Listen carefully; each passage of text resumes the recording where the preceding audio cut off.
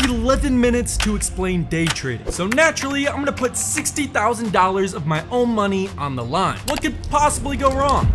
A lot. A lot can go wrong. Day trading is basically a game of patient people taking money from impatient people, but it's also a game of chance. To understand this game of chance, I'm personally putting $60,000 of my own money on one single trade using this exact strategy I'm about to share with you. Will my own strategy actually succeed, or will I lose $60,000 in the matter of seconds? Either way, I guess it's content. It's now Wednesday. I woke up at 7:30 a.m. today. I'm in Texas. Texas. So, market opens in 1 hour. I make sure I'm zooted on caffeine, and then I proceed to spend the entire morning scrolling through my trading scanner until I find the one. I set up all my strategy parameters. Tactics, tactics, tactics. I precisely set my limit order, then I do the most important step, and that is to wait patiently until price hits my order.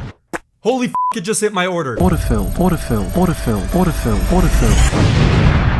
You see, day trading isn't easy money. I'm sure the only reason you're even watching this video right now is because you saw some rich TikToker talking from a helicopter about his Lamborghini that he got from trading stocks. Here in my garage, just bought this new Lamborghini here. Knowledge. But let me tell you something you already know. The world ain't all sunshine and rainbows. In fact, most day traders actually lose money. What? People lose money while day trading? Well, yeah, the majority do. It's a known statistic that only 3% of day traders make a profit, and only 1% actually do it consistently. So in order to make money, you have to become part of the 1% of traders. And how do you become part of the 1% of traders, you may ask? Doing exactly opposite of what the 99% are doing. You see, it's pretty simple actually. If 99% of traders are not profitable, that means if you do the exact opposite of what they are doing, you'll make money. It sounds stupid, but it's true. In order to do this, we're gonna use one of the core concepts in our strategy, and that is liquidity. In order to understand liquidity, we first have to understand how the big billion-dollar institutions trade, or in other words, the 1%. Now, unlike you and me, where we can simply just buy wherever we want, big institutions can't really do that. They are dealing with so much money while trading, there are simply not enough sellers at the price where they want to buy at. So what do? They create the sellers themselves. But how did they do that? By doing a little thing called manipulation. Have you ever seen this happen? Price is coming down to a recent low, a key support area. Now, what's happening at this low is very simple. Normal retail traders like you and me are seeing this as a key support and enter when price comes down to here, thinking the price will bounce up from the support, so where better to place your stop loss than right below this recent low. That's a pretty normal trade. As being the normal retail trader you are, you would assume if price crossed this low, it would be considered a downtrend, lose all of its momentum, and keep crashing downward. Now, the institutions own this stock already, but they want to buy more of it. But since they are trading with hundreds of millions of dollars, there are simply not enough sellers at this price for them to buy from. So they need to create the sellers themselves. So what they'll do is start selling their own shares to artificially drive the price down. They will make it seem like the stock is losing lots of momentum, crashing downwards, when in reality it's not, which other retail traders will see this and start selling as well, which in turn drives the price down even more. It will do this to the extent of passing this recent low, which will trigger all of these stop losses that we were talking about before. So now there are tons of people selling, trying to get rid of what they are holding, which means the institutions can now enter at the price they want since there are so many sellers. Price hits these stop losses, institutions buy a fuckload of shares, and price starts heading in the original direction it was meant to, making institutions billions of dollars. That is liquidity. Now, the trade we just took broke all-time highs, then reversed back downward. So instead of sell-side liquidity like the last example, this time we got buy-side liquidity. It's the same concept, just reversed. So this is why we are looking to short. If you don't know, instead of making money while the price is going up, shorting is where you make money as the price goes down. Price breaking this all-time high is our liquidity, and actually all-time highs are usually the most aggressive types of liquidity. And this is part of the puzzle of how we become part of the 1%. But just because we find liquidity, that doesn't necessarily mean we found a good trade. Now, Now, the 1% not only know how to find liquidity and even target liquidity, but they also know how to find perfect spots to enter their trades. In order to know where they enter, we have to understand one key thing. Retail traders don't move the price, the institutions do. Now sure, me and your pennies could possibly move the stock price a smidge in the grand scheme of things, but the majority of price movement comes from hedge funds,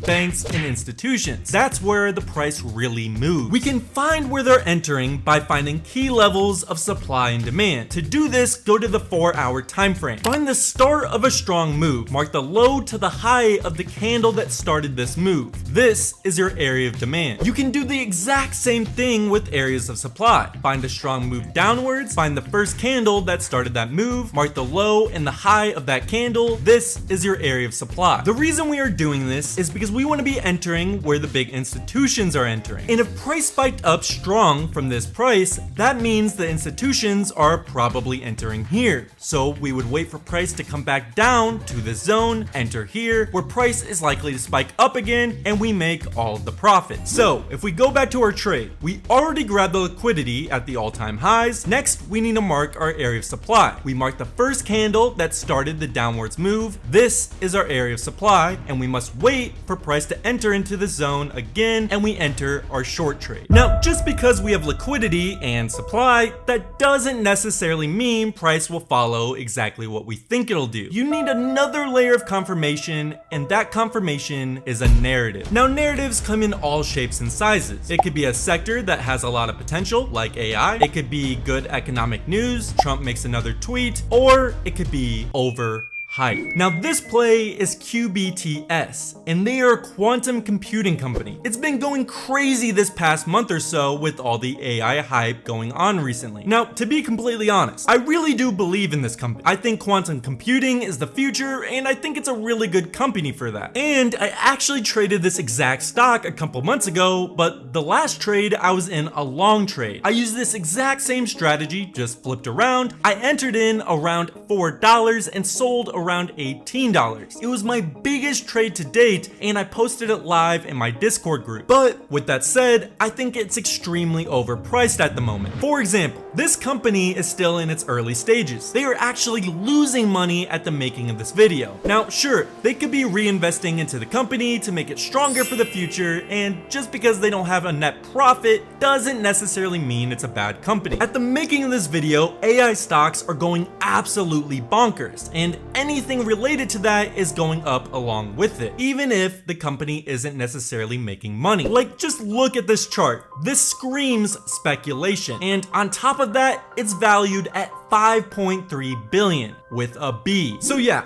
I think this stock is overvalued at this point. I don't think this is a long-term short in any way, but I do believe at this very moment, it's a speculation play for buyers, and speculators get scared very, very easily. And if buyers are freaking out as the chart goes down, that'll just add the momentum of the stock to plummet, which in return, our short trade makes money. So we found three main things: liquidity, an area of supply, then a narrative. So now that we know how I'm trading the stock, now is the time to put my money where my mouth is and enter into the short trade for $60,000. Here's the plan. Like I've stated, we were patient enough to not only find this play, but to get a liquidity grab in a key strong area of supply with this candle right here. As I'm editing this now, it's now Wednesday. Price just entered into our area of supply, so we can finally enter into this trade. To be completely honest, I'm kind of nervous. This is definitely a more volatile stock, meaning when it goes up and down, it goes up and down a lot. But I'm gonna stick with the ideal facts and play the game of probabilities and enter into this trade with 60 grand. We're gonna set our stop loss above these highs. Our entry price was $19.13, so if price decides to go up from here, we'll lose around 7%, which is roughly around $4,200. I could buy a lot of cool things with $4,200. But if this trade goes in the other direction, we'll play it safe and are gonna sell 50% of our position at this area of demand right here. And we'll sell the other 50% of our position if price breaks these lows and targets these previous highs. If price hits our first target, we'll make around 24%, And if we're selling only 50% of our shares at this point, we'll make around $7,500. If price goes all the way down to our second take profit, we'll make an additional $9,000. So if this trade plays out correctly, we could make a total of $16,500 in one single trade. Let's see what happens. It hit our take profit. Price is now at our area of demand, and we sold 50% of our position for a profit of around $7,500. I'll be posting this video now while I'm still in the trade. For now, we're in the profit, and hopefully price can hit our second target. If you're watching this video as I upload it, in no way am I saying you should short this stock now. It's probably too late. If you want to see all of my trades live, I posted this exact trade and many others just like it live in my Discord group as I'm entering into them. I give where I'm entering, where I'm exiting, and basically all the information of why I'm entering into the stock in the first place. So yeah, there's that. If you're interested, I'll leave a link to my Discord in the description. But yeah, that's how you trade stocks. Try it out. See you next time. Here in my garage, just bought this new Lamborghini here. Knowledge.